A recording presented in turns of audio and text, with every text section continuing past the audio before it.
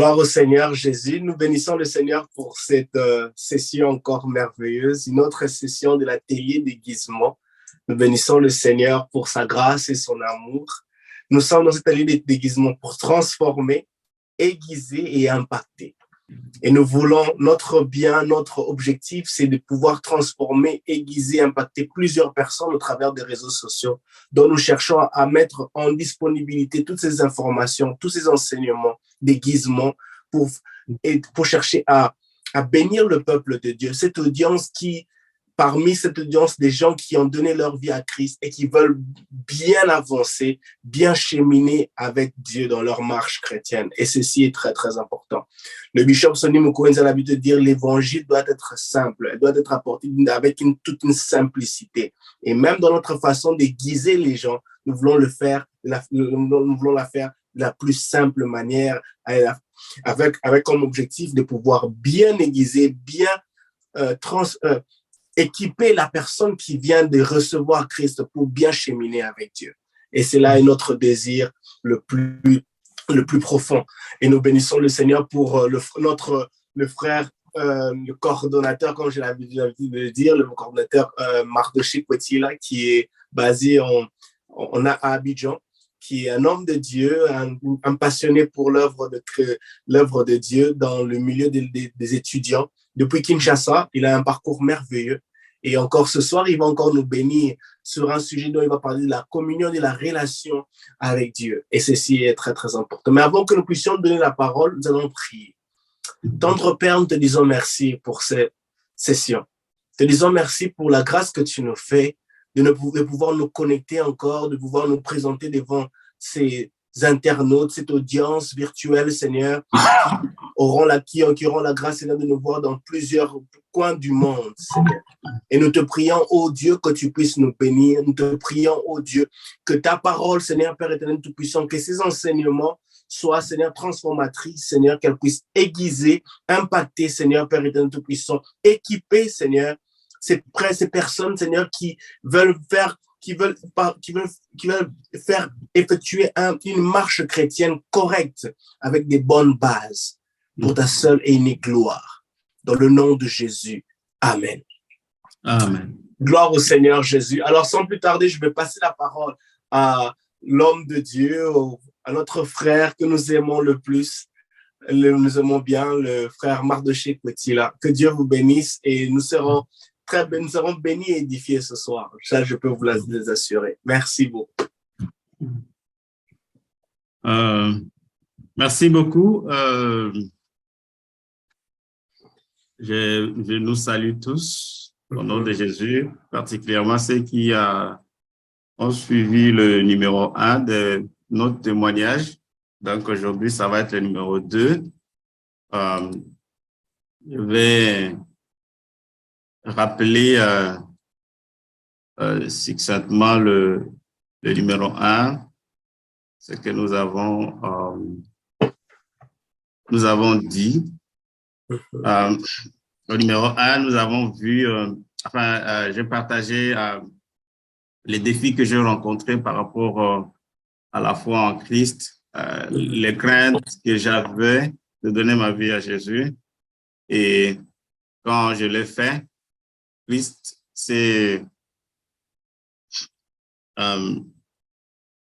réalisé que Christ m'avait déjà pardonné, il avait pardonné tous mes péchés, que j'étais devenu enfant de Dieu, que j'ai la vie éternelle, je ne l'aurai pas quand il reviendra, que Jésus-Christ vit en moi, il vit en moi, j'ai l'assurance vraiment que Christ vit en moi, et puis que je suis devenu une nouvelle créature, et donc les choses anciennes sont passées, voici toutes les choses sont devenues nouvelles.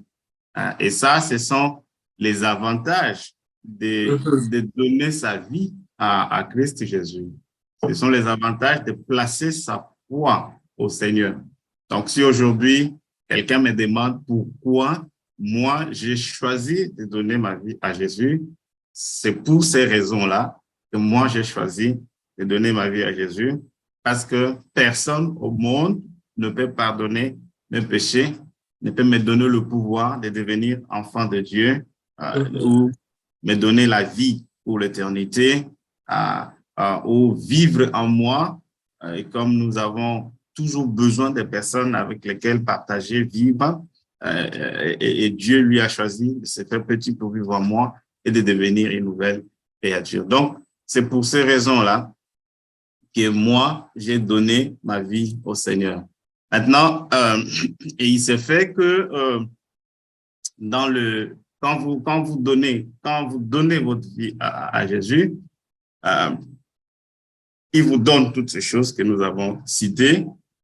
Encore que ça, ce n'est qu'à titre indicatif, je le répète, je ne choisis que des choses que le monde ne peut pas me donner. Je ne peux pas être là en train d'étaler ce que Dieu fait dans ma vie et que les autres peuvent avoir sans Dieu. Donc, je trouve que ce n'est pas nécessaire. Même si nous devons être reconnaissants à Dieu dans le moindre détail, dans les petites choses, mais je ne crois pas que ça vaut la peine de mettre l'accent sur des choses que nous pouvons avoir avec ou sans Dieu. Donc, c'est pour ça que j'ai mis l'accent sur ces choses-là.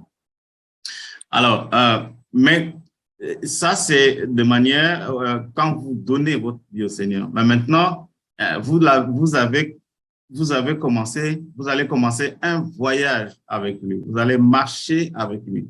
Et au cours de ce voyage, il y aura des hauts et il y aura des bas. Il y aura des moments où vous vous sentez proche de Dieu et il y a un moment où vous vous sentez loin de Dieu, dépendant des circonstances de la vie. Alors, il faut une certitude pour que votre vie chrétienne ne soit pas basée sur des sentiments, mais que ça soit basé sur des convictions que quelle que soit la situation, quel que soit le temps, Dieu, il est avec vous. Il ne vous abandonne pas. Et la chose qui m'a dérangé avant de devenir chrétien, en dehors du fait que je savais que je suis incapable de me sauver par moi-même, de trouver la voie du salut par mes efforts, c'était trop fort pour moi. Paul dit dans Romains 7, malheureux que je suis, qui me délivrera de ces corps de péché? J'étais malheureux, je me demandais qui va me délivrer, comment je peux le faire. J'ai osé le faire par mes propres efforts, ça n'a pas marché. Et gloire à Dieu, quand je le rencontrais, il a mis sur ma route des frères qui m'ont aidé à comprendre. Et quand tu es venu à Christ, c'est lui-même qui t'a sauvé, qui t'a tiré vers lui et qui t'a donné ce que tu n'avais pas, que j'ai déjà cité.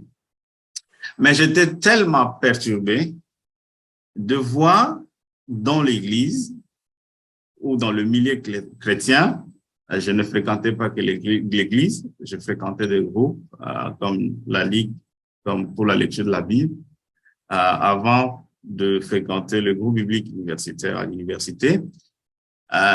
J'étais choqué de voir des frères qui tenaient la Bible, qui priaient, parfois même qui prêchaient, qui priaient en langue, mais qui avaient une mauvaise vie.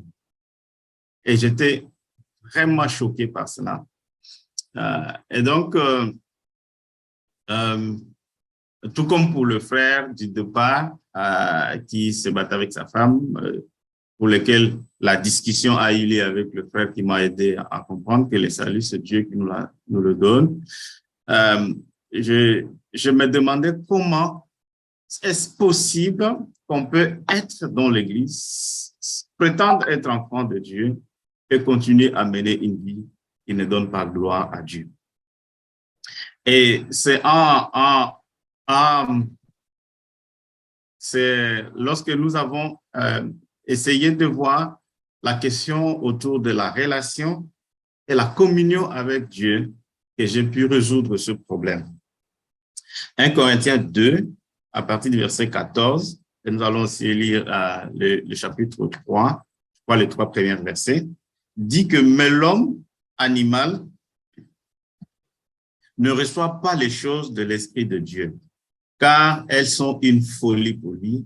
Il ne peut le connaître parce que c'est spirituellement qu'on en juge.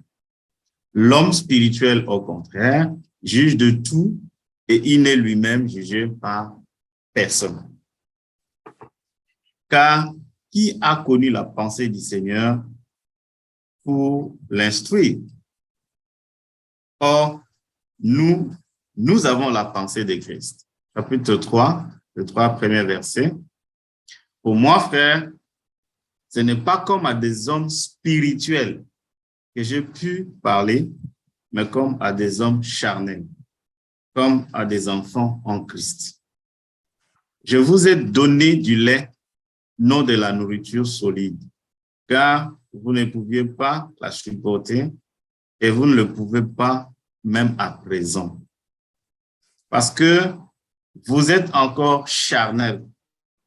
En effet, puisqu'il y a parmi vous de la jalousie et de disputes, n'êtes-vous pas charnels et ne marchez-vous pas selon l'homme.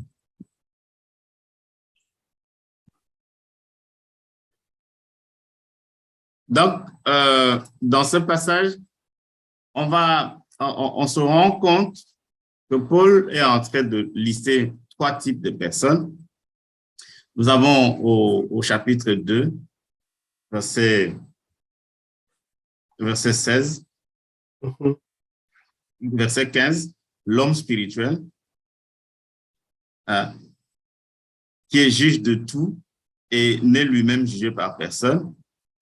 Nous avons verset 14, l'homme animal. Et au chapitre 3, nous avons l'homme charnel. Alors, l'homme dit naturel ou animal, c'est la personne qui n'a pas Dieu, qui n'a pas reçu Christ dans sa vie. Ils sont nombreux aujourd'hui. Il y en a qui ne croient même pas que Dieu existe. Il y en a qui croient que Dieu existe, mais n'ont pas pris la décision de recevoir son Fils Jésus comme Sauveur et Seigneur personnel. Et pour ces personnes, les choses de Dieu sont comme une folie. Ils ne comprennent pas la parole de Dieu. Mais par contre, ceux qui sont qualifiés des hommes spirituels sont des personnes remplies de l'Esprit de Dieu et qui comprennent bien la parole de Dieu et qui mènent une vie qui donne gloire à Dieu. Amen. Maintenant, les charnels, par contre, c'est une personne qui, malgré qu'elle est en relation avec Dieu, ne conduit sa vie comme quelqu'un qui n'a pas reçu le Seigneur. Ça veut dire, pour lui, Jésus est son sauveur, mais il n'est pas son maître. Si on peut dire ça comme ça. Et donc, l'homme, dit animal ou naturel, n'est ni en relation, ni en communion avec Dieu. Donc, pour lui, c'est quelqu'un déjà qui ne connaît pas Dieu et qui ne peut rien espérer de la part de Dieu. Nous devons prier pour ce genre de personnes pour qu'ils se repentent, parce que s'ils ne se repentent pas et que la mort arrivait ou le retour du Seigneur arrivait, ce sont des genres de personnes qui ne seront pas sauvées. Ça va être trop tard pour eux. Mais par contre, l'homme spirituel, c'est la personne qui est en relation avec Dieu et qui est en communion avec Dieu. Et donc, celui-là, il est la personne mature, la personne modèle, personne remplie du Saint-Esprit.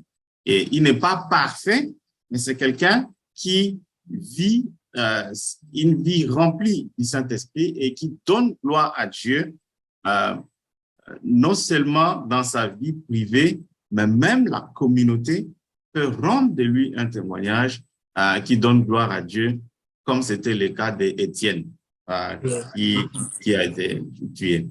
Un homme rempli du Saint-Esprit, un homme craignant Dieu. Donc, ce sont des personnes qui craignent Dieu et qui mettent Jésus au centre de leur vie, au centre de leurs intérêts. Tout ce qu'ils font, tout ce qu'ils vivent, c'est pour la gloire de Dieu, c'est pour donner la gloire à Dieu.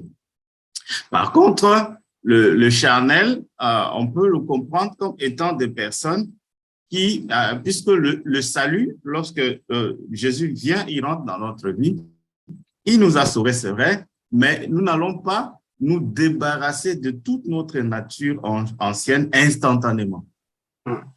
Ça va varier d'une personne à une autre. Il y a des personnes où ça va aller vite, ils vont vraiment se débarrasser de tout ce qui est péché, de tout ce qui les retenait dans le monde. Mais d'autres, par contre, ça peut prendre un bon bout de temps pour se débarrasser de cela.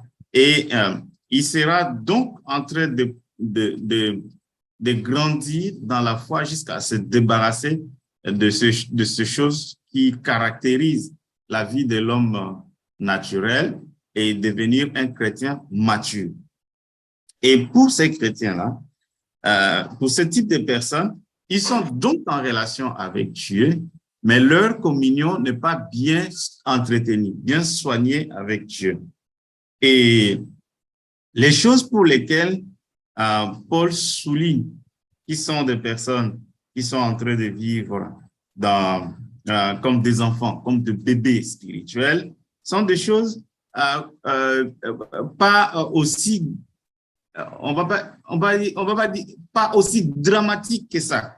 On va pas dire que c'est vraiment de péchés grossiers qui font d'eux des enfants spirituels. Mais ce sont des choses qu'on peut retrouver dans nos milieux. Peut-être nous-mêmes, nous pouvons nous retrouver dedans, qui caractérisent ces personnes qu'on parle des hommes charnels.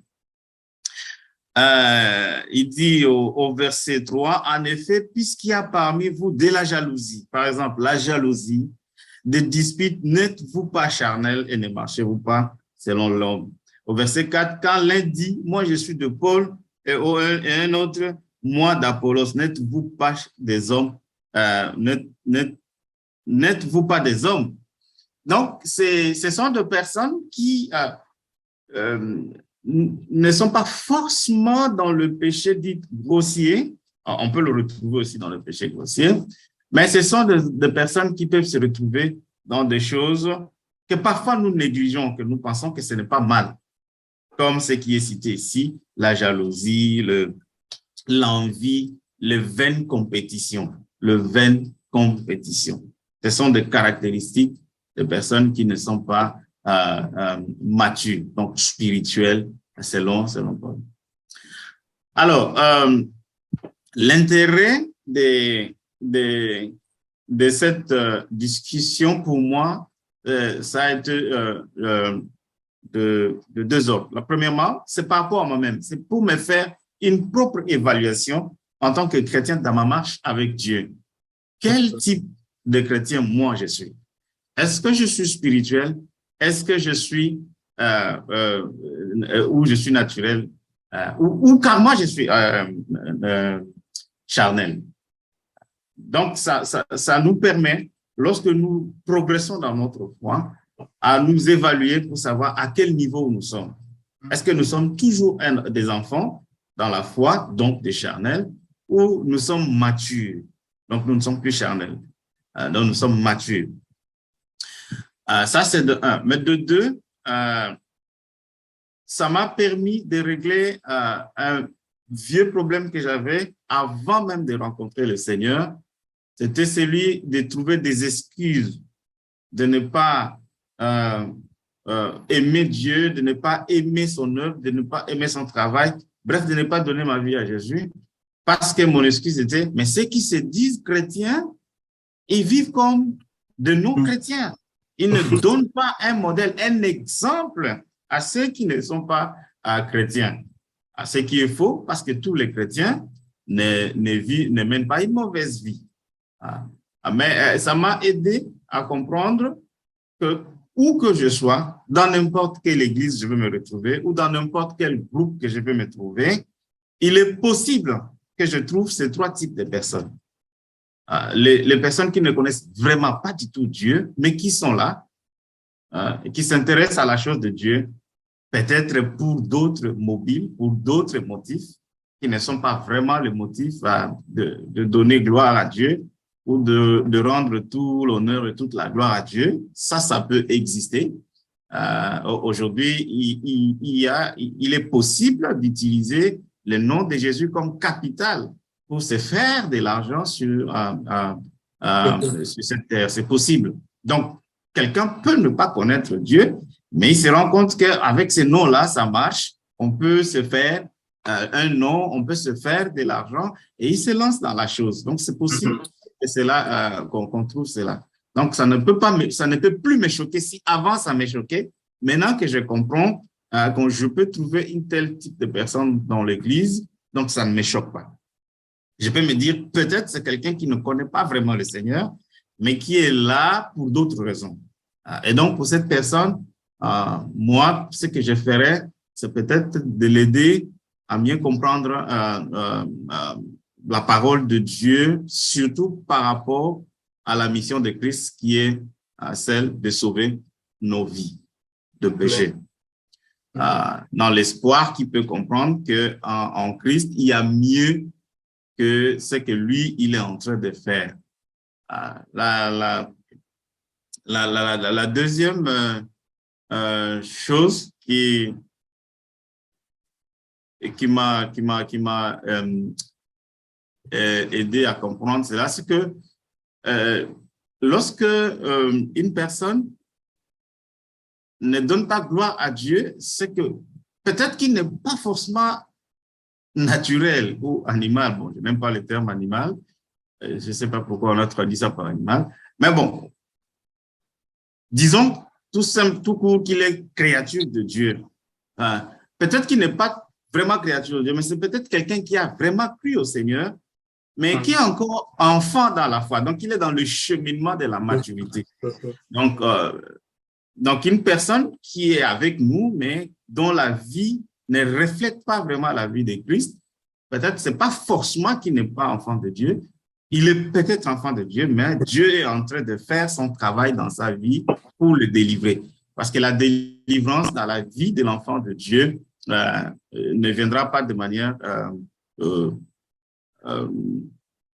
veux dire, tout ne va pas tomber le même jour. Nous allons continuer à nous battre avec certaines faiblesses jusqu'à ce que nous parvenons à maturité pour les abandonner totalement. Et donc, ça, c'est le cas des chrétiens qu'on pourrait appeler charnels. Et comme je l'ai dit, ce n'est pas forcément, il ne faut pas forcément penser au péché grossier, même si dans l'église de Corinthe, on a trouvé vraiment des cas de péché grossiers et que Paul a dénoncé de la part de ces chrétiens-là. Mais il peut s'agir des choses que nous minimisons et nous négligeons, comme la jalousie, comme les partis pris. Moi, je suis de Paul, vous êtes de Silas, pardon, vous êtes d'Apollos. Nous sommes de telle église, vous êtes de telle église, nous sommes meilleurs que vous, vous êtes meilleurs que nous, on a un pasteur comme ça, vous avez un pasteur comme ça. Donc, tout ça, ça prouve que ce sont des personnes qui ont besoin de maturité dans la foi, parce que le chrétien mature, mais Christ au centre, il ne met pas des hommes en avant, il ne met pas des institutions en avant. Son plus grand besoin, son plus grand intérêt, c'est Jésus-Christ. Alors, peut-être je vais chuter par ici pour ne pas être long comme au premier numéro.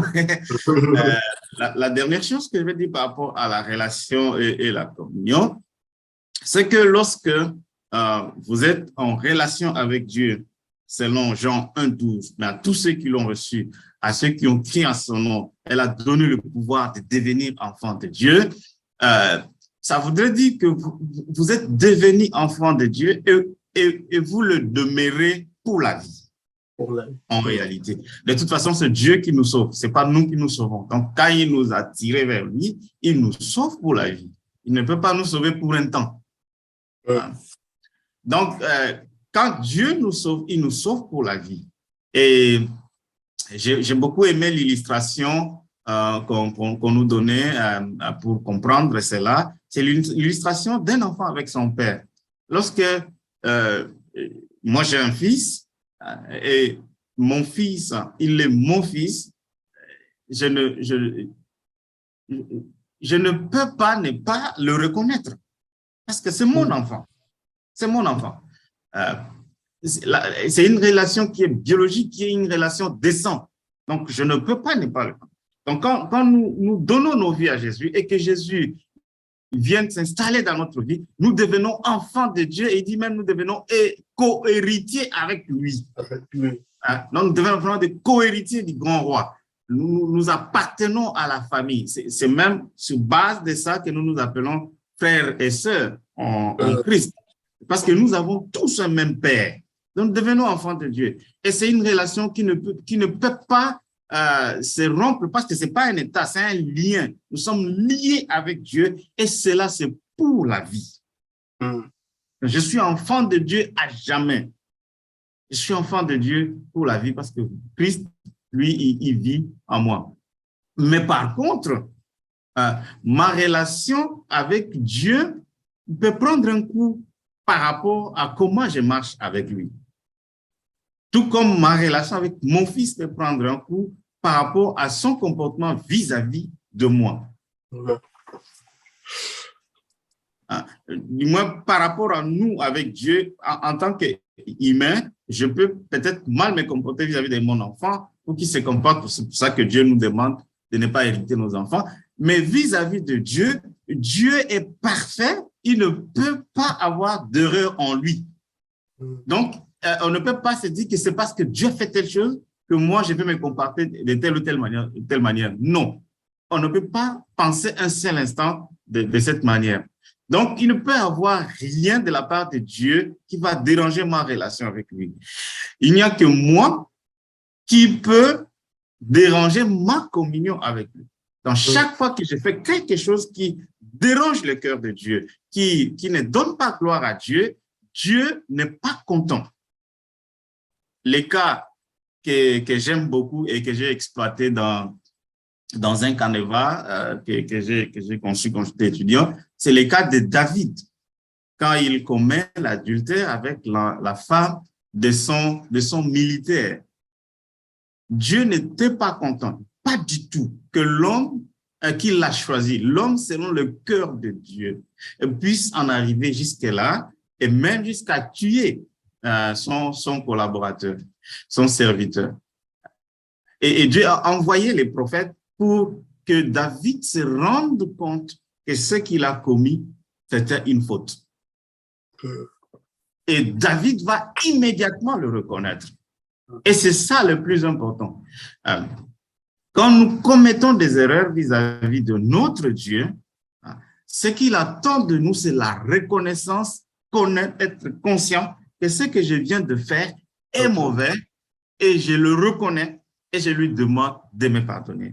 C'est ce qu'on appelle la confession.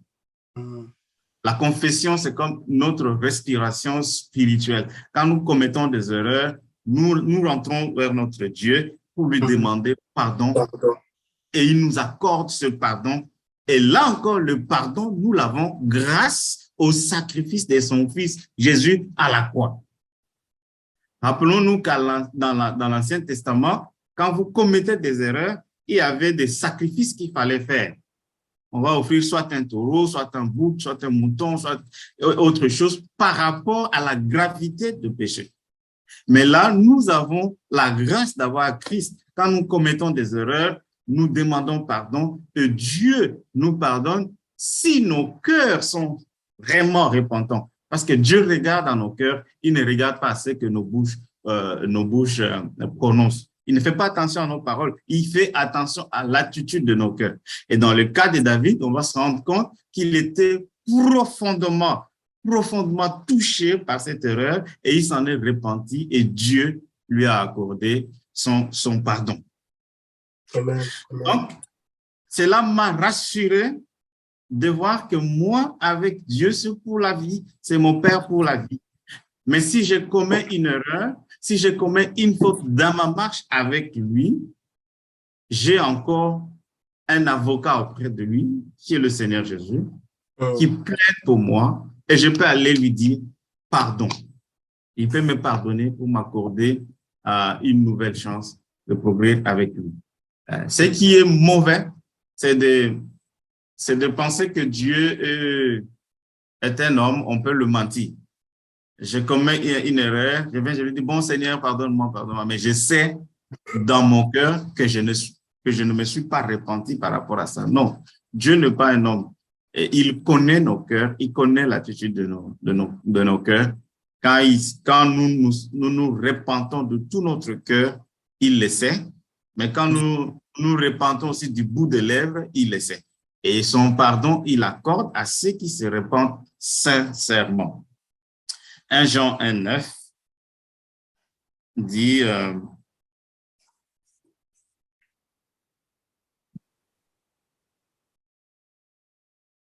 si nous confessons nos péchés, il est fidèle et juste pour nous le pardonner et pour nous purifier de toute iniquité. Alors, Dieu, c'est dans ça que j'ai trouvé que Dieu est réellement amour. Il est vraiment, vraiment amour. C'est comme quelqu'un qui nous a facilité une chose qui était impossible à atteindre. Et il met tout à notre disposition pour que nous nous sentons aimés, pour que nous savons qu'il est toujours prêt à nous secourir, à nous soutenir. C'est avec cette illustration de père et fils que j'ai réellement saisi la portée de sa parole qui dit car Dieu a tant aimé le monde qu'il a donné son fils afin que quiconque croit à lui ne meure point, mais qu'il ait la vie. Encore là, il n'est pas question de nos œuvres, mais il est question de la grâce de Dieu. Donc, pour ne pas être long, je préfère m'arrêter ici au sujet de la question de la relation et de la communion avec Dieu. Faites une différence entre votre relation et votre communion avec Dieu. Par rapport à la relation, ne vous faites pas de soucis. Vous êtes enfant de Dieu pour la vie, pour l'éternité. Dieu ne peut jamais, jamais vous délaisser ni vous abandonner. Vous êtes ses enfants, je suis son enfant, il ne m'abandonnera jamais. Il ne me délaissera jamais. Mais quand je commets des erreurs, parce que le voyage, il est long, il y a des défis que nous pouvons rencontrer dans notre vie, soyons humbles, retournons auprès de notre Père, demandons-lui pardon, il va nous l'accorder au nom de son Fils Jésus-Christ. Amen. Amen. En tout cas, c'était merveilleux. Que Dieu vous bénisse abondamment. Que Dieu vous bénisse abondamment. En tout cas, j'ai été personnellement aiguisé, béni aussi. Moi personnellement, j'ai encore ajouté quelque chose de plus. J'ai reçu quelque chose de plus dans ce que je connais déjà. Et ça, c'est vraiment merveilleux de comprendre que l'homme spirituel, l'homme charnel et l'homme naturel, nous devons chercher à atteindre cette maturité-là, de comprendre, de monter de niveau, de ne pas rester à ce même niveau. Et en faisant allusion à la réunion de la jeunesse dont je dirige hier, nous avons parlé du livre de 2 Timothée, chapitre 3, à partir du verset 10 à 16, où Paul est en train d'insister sur Timothée, parce que Timothée, c'est la jeunesse. C'est cet enfant spirituel dont Paul a dû encadrer, et Paul est en train de dire, ne te sépare pas de ce que tu as appris de moi. Tu as vu ce que tu as reçu. Ne perds pas cela. C'est très, très important. Et nous avons besoin, si nous voulons monter de niveau dans notre communion avec Dieu, dans une communion avec Dieu, pour chercher de monter de niveau, de quitter l'homme charnel, de l'homme naturel à l'homme spirituel, nous devons nous nourrir de la parole de Dieu. Nous devons vraiment nous attacher à Dieu. Et ça va nous aider à comprendre, à mettre Dieu en première place. Et ça, c'est très, très important pour nous. En tout cas, que Dieu vous bénisse abondamment, vous qui nous avez suivis. Nous avons voulu faire ça, même faire que ce soit vraiment très court, afin que ce soit plus édifiant pour vous et facile pour vous pour télécharger ceci. Que Dieu vous bénisse. N'hésitez pas de nous envoyer des questions. Nous vous prions de nous envoyer les questions. Mettez des commentaires sur cette vidéo sur YouTube et envoyez-nous vos questions. Le frère Mardoché est disponible pour répondre à toutes les questions. En tout cas, n'hésitez pas. Nous allons mettre sûrement dans la description l'email, l'adresse email du frère Mardoché.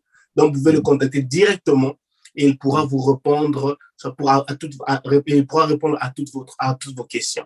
Que mon Dieu vous bénisse abondamment. Cet atelier est là pour nous aider, à nous transformer, à nous guider, à devenir encore plus effectifs, plus habiles pour l'œuvre de Dieu et savoir comment encadrer d'autres personnes et gagner des âmes. Que Dieu vous bénisse abondamment dans le nom de Jésus.